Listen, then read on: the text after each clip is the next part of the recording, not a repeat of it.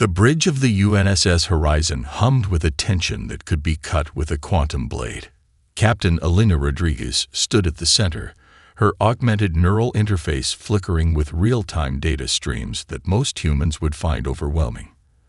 The Krell diplomatic vessel hung in the viewport, a massive crystalline structure that looked more like a living organism than a spacecraft.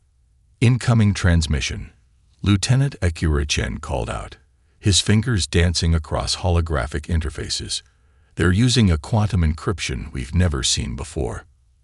Commander Jackson leaned forward, cybernetic implants along his temple pulsing with diagnostic readings. "Break it," he said simply. What happened next would become legendary in human military archives. Instead of a standard communication attempt, Elena Rodriguez saw something that most would have missed.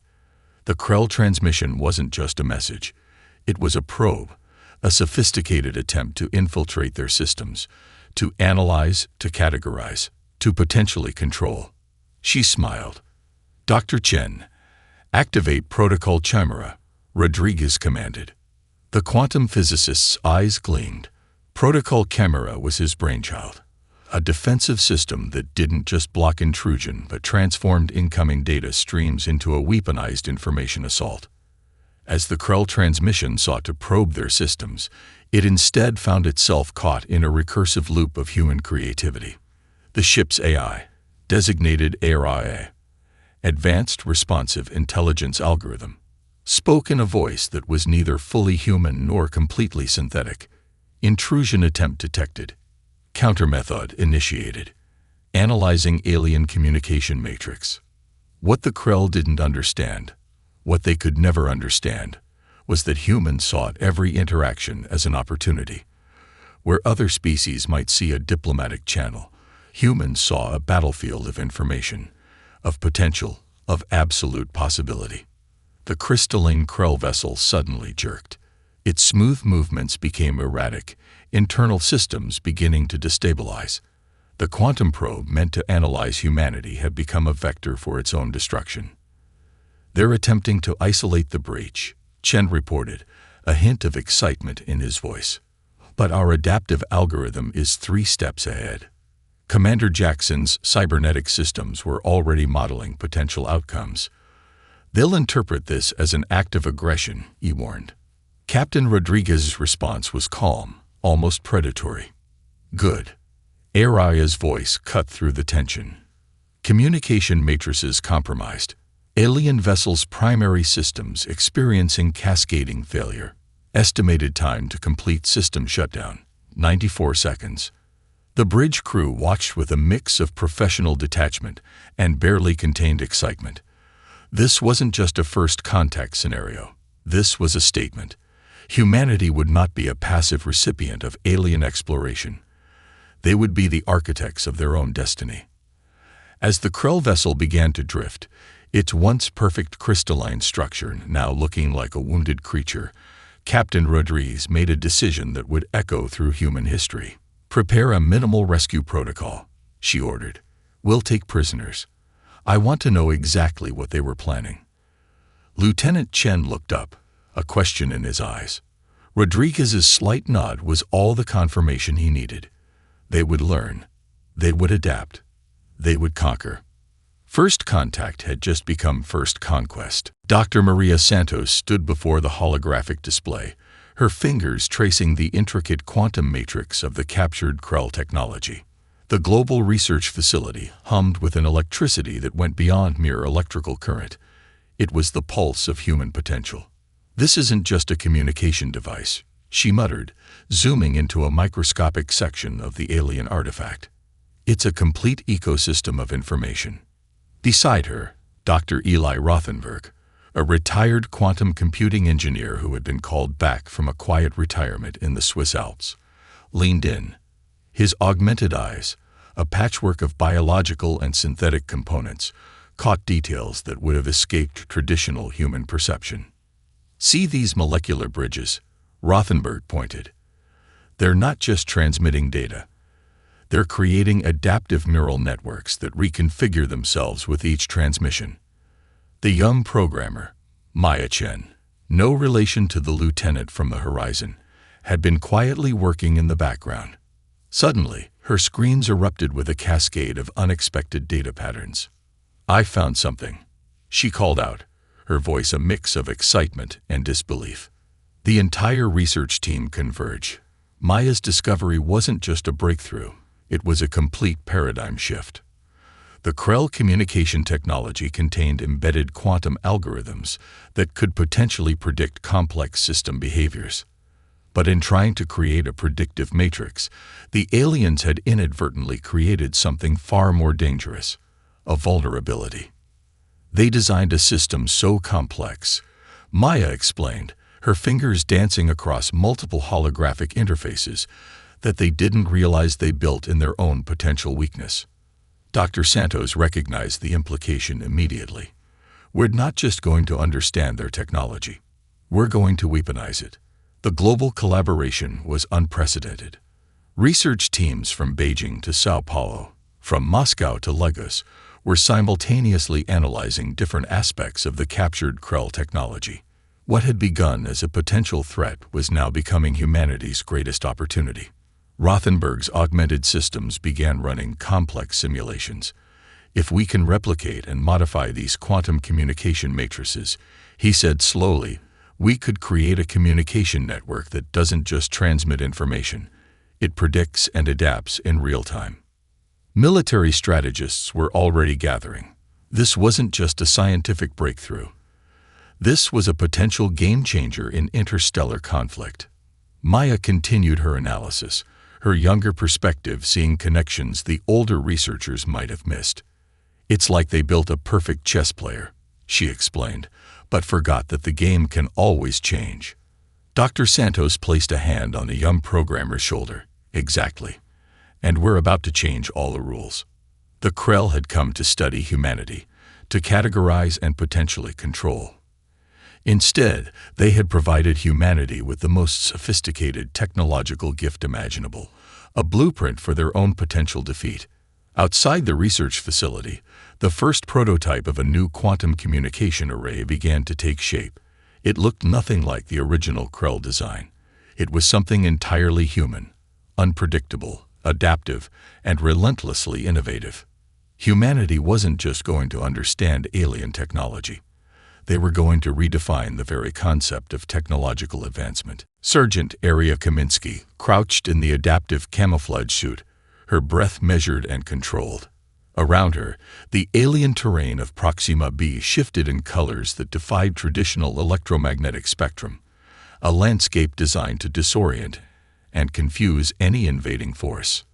The Krell believed they had created the perfect defensive environment. They were wrong. Her neural implant connected seamlessly with the squad's collective intelligence network. 6 soldiers, 6 different backgrounds, their minds now operating as a single fluid organism of tactical precision. The implants weren't just communication devices. They were a living, breathing strategy engine. Target acquisition in 3. Lieutenant Marcus Rodriguez's voice came through crystal clear. Adaptive response protocols active. What the Krell didn't understand about human warfare was its fundamental unpredictability. Traditional military doctrines were rigid, predictable. Human tactics were a living organism, constantly evolving, adapting, transforming.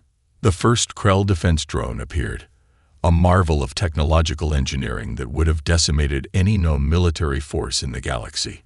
It moved with impossible precision, its sensor array creating a defensive bubble that should have been impenetrable. Sergeant Kaminsky smiled. "Protocol Hydra," she subvocalized.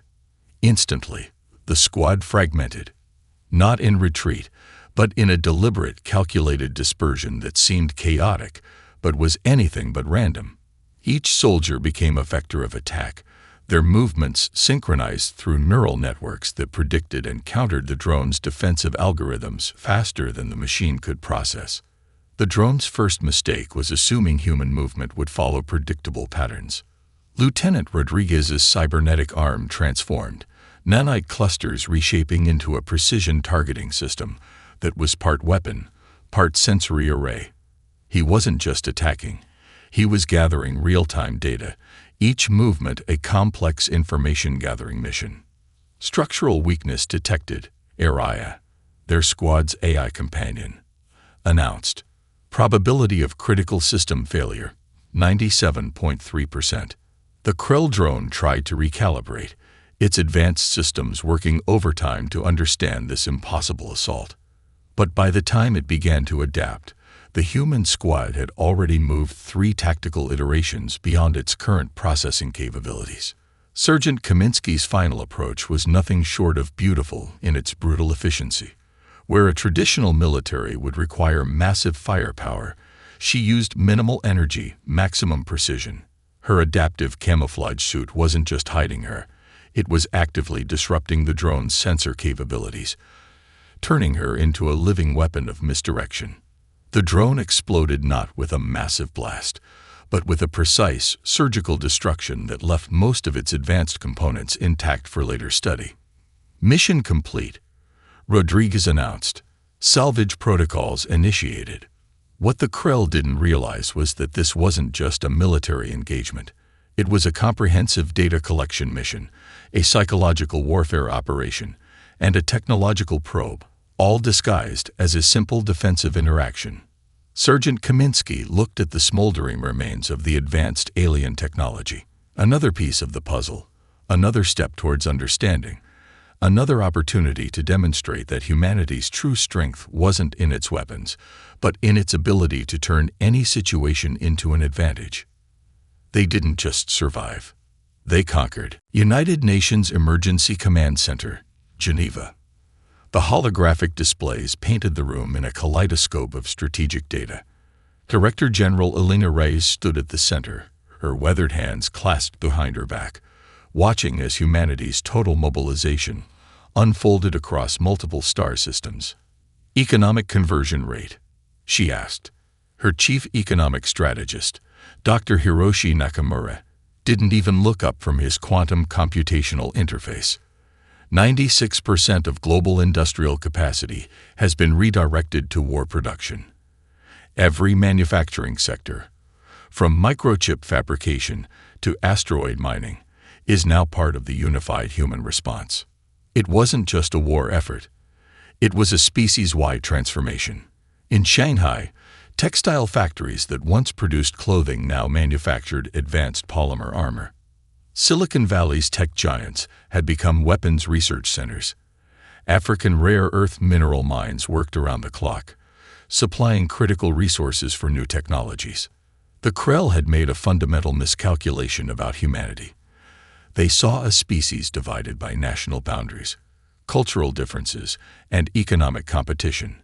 What they failed to understand was that when truly challenged, humanity could become a single, unified organism. Simulation, Rice commanded. The holographic display shifted, showing a 3-dimensional model of human technological and economic adaptation.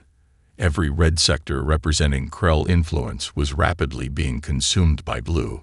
Human innovation, human determination. Dr. Nakamura highlighted a critical point. We're not just matching their technology. We're fundamentally reimagining what technology can be. Refugee camps in what was once Syria had become centers of innovation. Engineers who had survived decades of conflict were now designing adaptive combat systems. Indigenous communities in the Amazon brought centuries of ecological understanding to biotechnological warfare strategies. A young programmer from Lagos had developed an AI system that could predict and counter alien communication protocols faster than any existing technology. A team of quantum physicists in Mumbai had discovered how to weaponize quantum entanglement in ways the Krell couldn't comprehend. This wasn't just mobilization. This was evolution. Total global resources committed, a synthetic voice announced.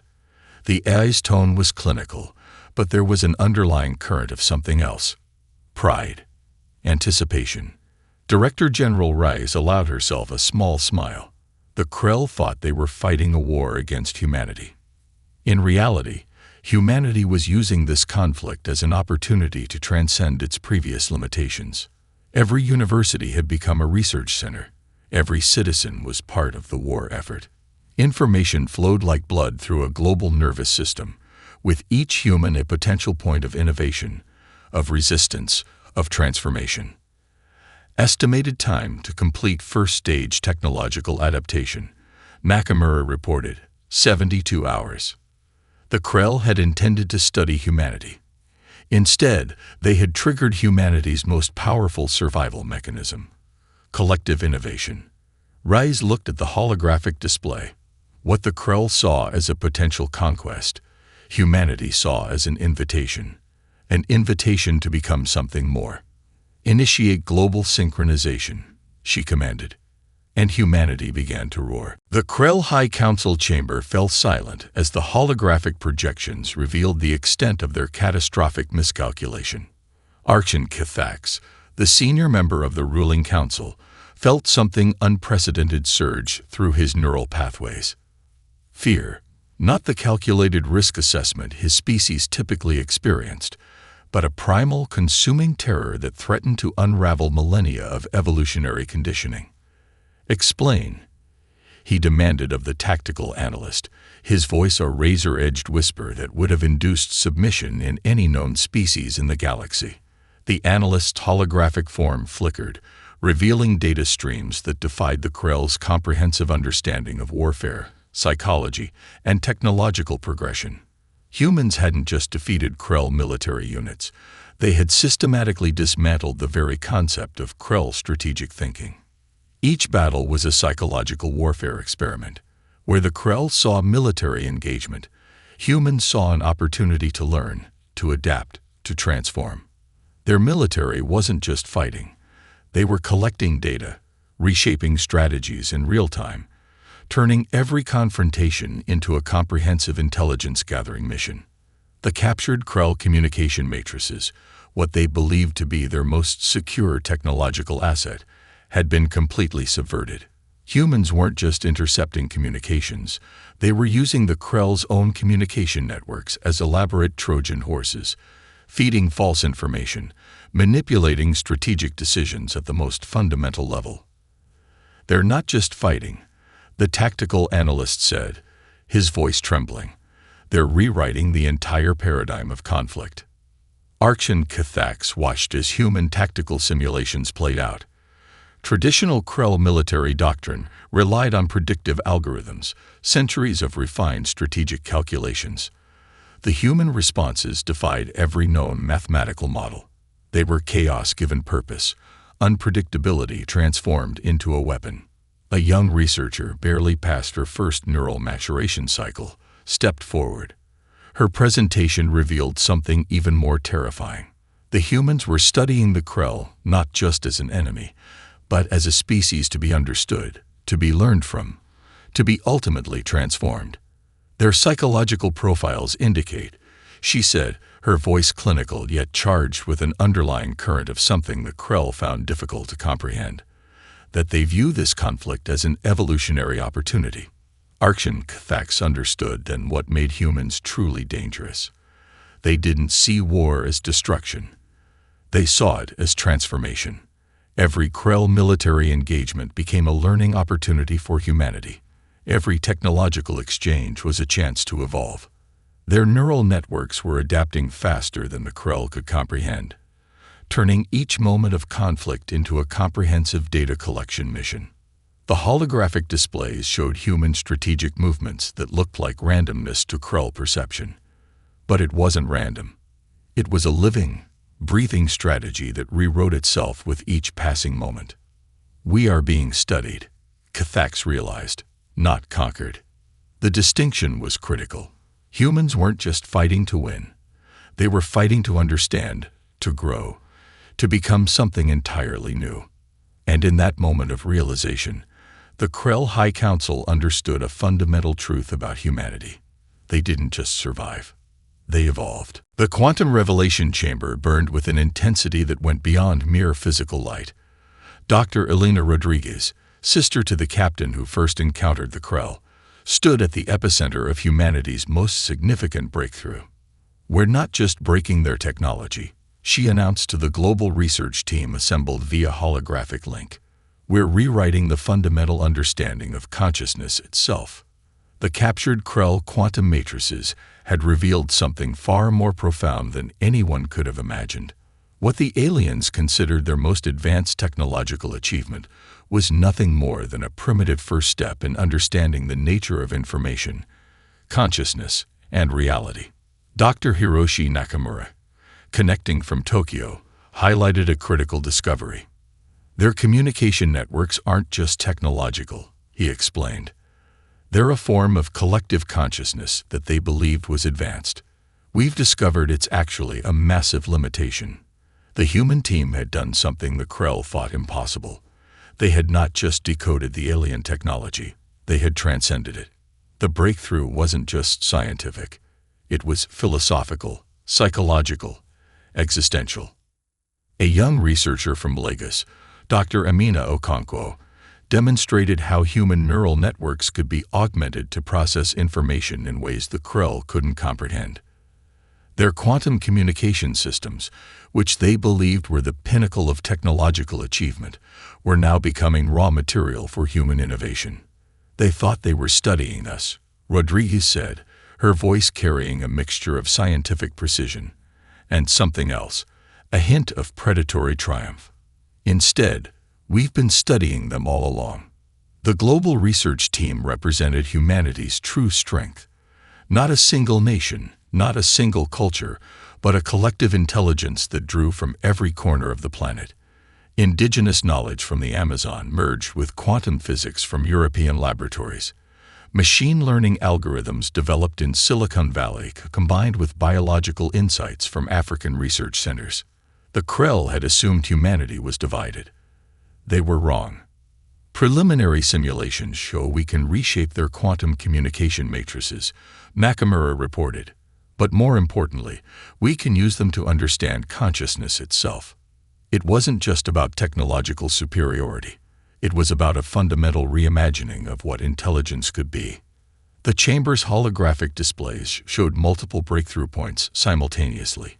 Each visualization was a testament to human creativity. Complex, unpredictable, constantly evolving. Dr. Rodriguez looked at the assembled team. Researchers from every continent, every background, united by something more powerful than nationality or culture, a shared human potential that the Krell could never understand. We're not just reverse engineering their technology, she said quietly. We're preparing to leap beyond it. The quantum matrices began to shift, responding to human consciousness in ways their original creators could never have anticipated. What the Krell saw as a communication network, humans saw as a playground of possibility. A new form of intelligence was emerging. Not alien, not human. Something entirely different. Something that would change everything. The diplomatic chamber on the neutral space station, Harmony, was anything but harmonious. Ambassador Zara Nyong'o leaned forward, her augmented neural interface subtly recording every microscopic reaction from the Krell delegation. The negotiation wasn't just a political dialogue. It was a carefully orchestrated psychological operation. "Let me be explicitly clear," she began, her voice calm but carrying the weight of humanity's collective determination. "This is not a negotiation. This is a restructuring." The Krell diplomatic team, a collection of neural-linked representatives who had never experienced true individual negotiation, shifted uncomfortably. Their collective consciousness was struggling to process the human approach.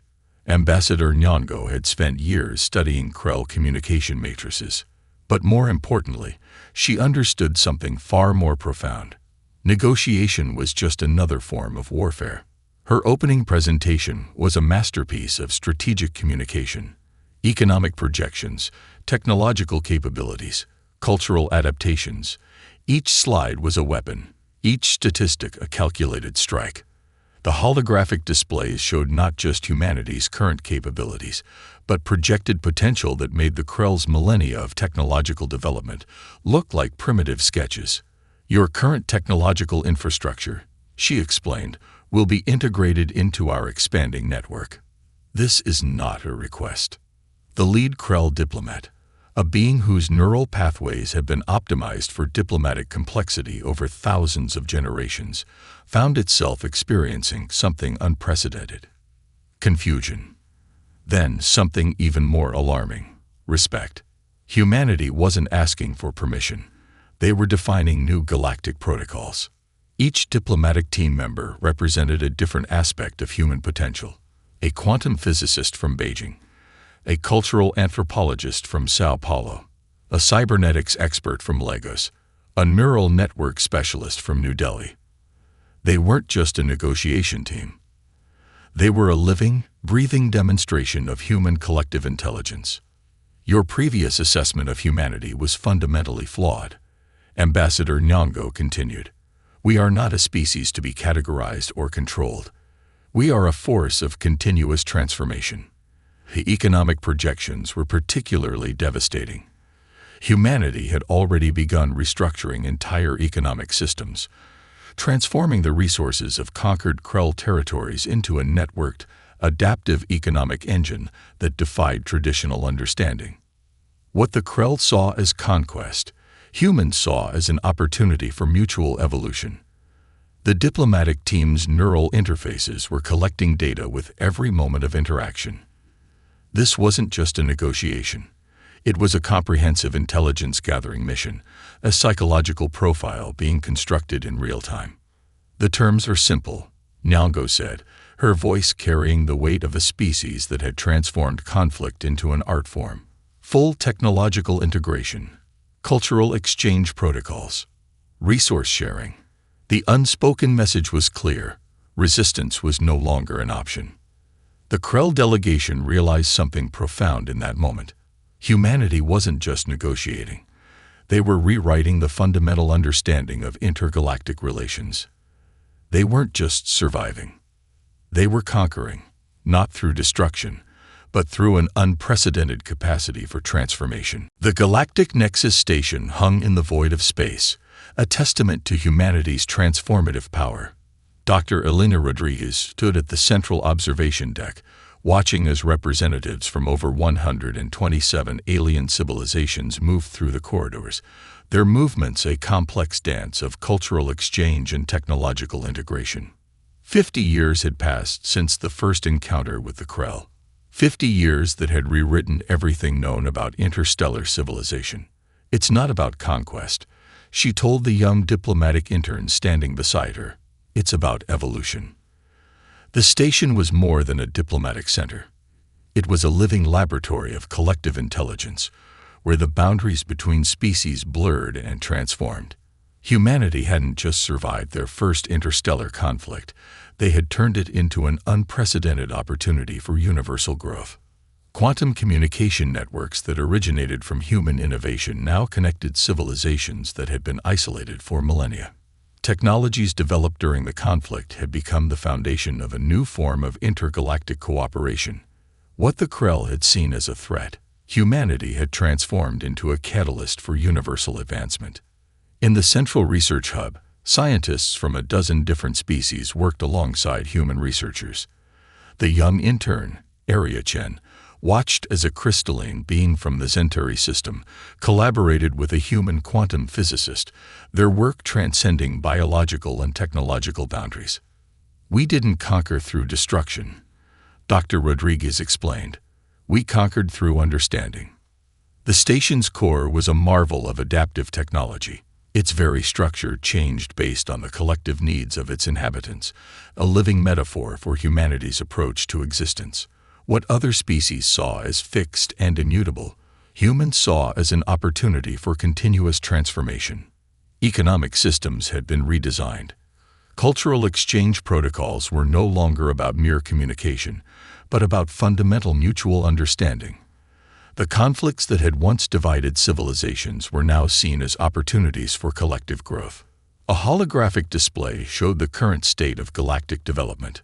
Where once there were isolated civilizations and territorial boundaries, now there was a complex, interconnected network of shared knowledge and collective potential. The Krell, once humanity's primary antagonists, now served as key partners in technological and cultural research.